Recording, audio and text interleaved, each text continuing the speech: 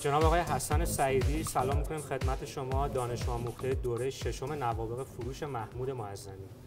چه شد که از دوره نوابغ فروش شما را اینجا در نخستین دوره تخصصی بیزنس کوچینگ در ایران می‌بینیم؟ سلام عرض می‌کنم خدمت شما و استاد بزرگوار جناب معظمی.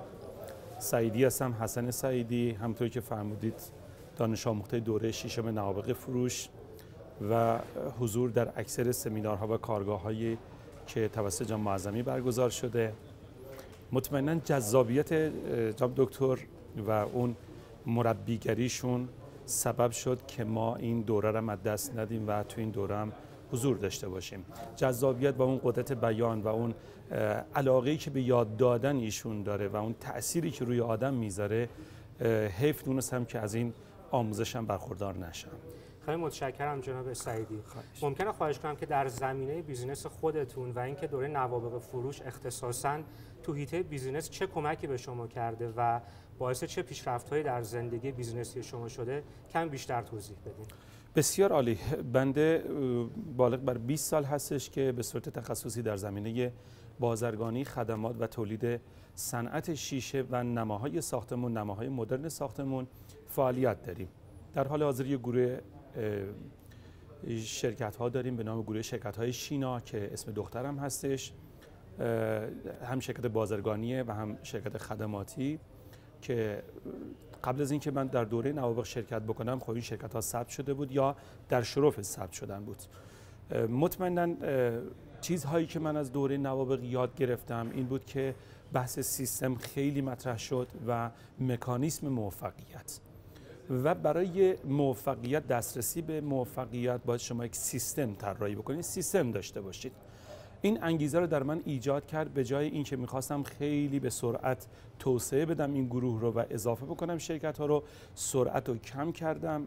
اصطلاحاً باعث شد که از کمیت بکاهیم و به کیفیت اضافه بکنیم و در حال حاضر و توی این مدتی که بودم وقتم رو بیشتر صرف ساختن سیستم و آموزش منابع انسانی. قبلا میگفتیم نیروی انسانی و توی این دوره یاد گرفتیم که اینا نیرو نیستن و منبع هستن و ارزشمندترین منبع مجموعه منابع انسانیش هست که داریم در این راستا میریم جلو و ضمن اینکه خب یک احساس آرامش، یک طمأنینه‌ای هم در کار و بیزینسمون هستش که باعث رضامندی هم خودمون، هم کسایی که با کار میکنن و هم مخاطبین و مشتریانی که از بیرون داریم شده. خیلی متشکرم جناب سعیدی. میکنم. کوچینگ رو به فارسی مربیگری یا یاوری هم ترجمه کردن. بله. شما امروز تا حد بیشتری با کوچینگ آشنا شدید، اصطلاحی که شاید برای اکثر بینندگان ما غریب باشه. بله. کوچینگ و اختصاصاً بیزینس کوچینگ قراره که چیکار کنه و آقای حسن سعیدی انتظار داره که بعد از 1 سال آموزش کوچینگ دیدن چه بشود؟ حضورتون از بشه که یک بیزینسمن یا یک کارآفرین معمولاً در بیزینسش 3 تا نقش ایفا میکنه. یه نقشش کارآفرینه، یه نقشش کارشناسه و یه مدیره و یه نقشش هم تکنسین و کارشناس هستش. معمولاً کارآفرینا در ایران، خود بنده و اکثر دوستانی که من باشون ارتباط دارم، موقعی که وارد مجموعه میشن قبل از اینکه یه کارآفرین باشن یا یه مدیر باشن یه کارشناسن، یه تکنسینن. سری میرن سر موضوع گیر میدن، این چرا اینطوریه، خودشون دست به آچر میشن، بلند میکنن، جابجا میکنن. اینجا فاصله‌ای که بین نوابغ و الان این تفکری که توی کوچینگ با توجه به تماسایی که از طرف عزیزان با ما برقرار شد، از طرف جناب دکتر معظمی، خب یک دیدگاهی دادن. این دیدگاه جالب بود. مثلا فرض مثال من خودم برای خودم این قضاوت کردم، ما فوتبالیستامون همون فوتبالیستایی بودن که قبلا مربی ایرانی داشتیم. چرا با یک مربی خارجی این تفاوت ایجاد شد؟ تو والیبالمون، تو فوتبالمون و تو خیلی از ورزش‌های دیگه‌مون تفاوت توی اون مربیگری، اون کوچ کردنه، نه اون مدیر بودنه یا اون تکنسین بودنه. چون من فکر میکنم توی ورزشمونم عین بیزینسمون این اتفاق میافتاد و اون کوچ به جای اینکه بره کوچ باشه خودش یه بازیکن خوب بود.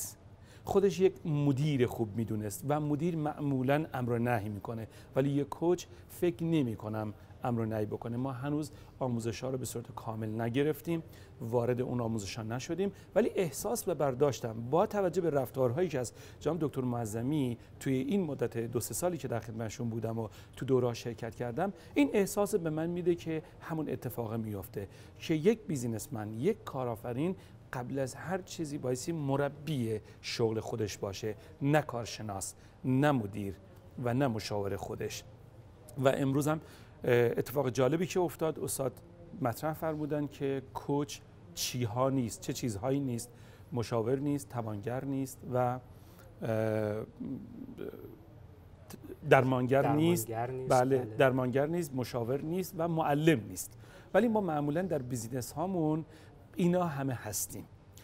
من انتخاب کردم که بیام این دوره رو سپری بکنم که دیگه اونا نباشن برای بیزینسم و قبل از اینکه یک مشاور باشم، یک درمانگر باشم و یک معلم باشم، یک کوچ خوب باشم و بتونم کوچ بکنم. امروز هم اتفاقا چند تا کار رو از همینجا کوچ کردم و شروع کردم و مطمئنم نتایج بهتر از اون چیزایی بوده که قبلا به دست می اومد. خیلی سپاسگزارم از پاسخ شیوای شما و کلام آخر خیلی کوتاه.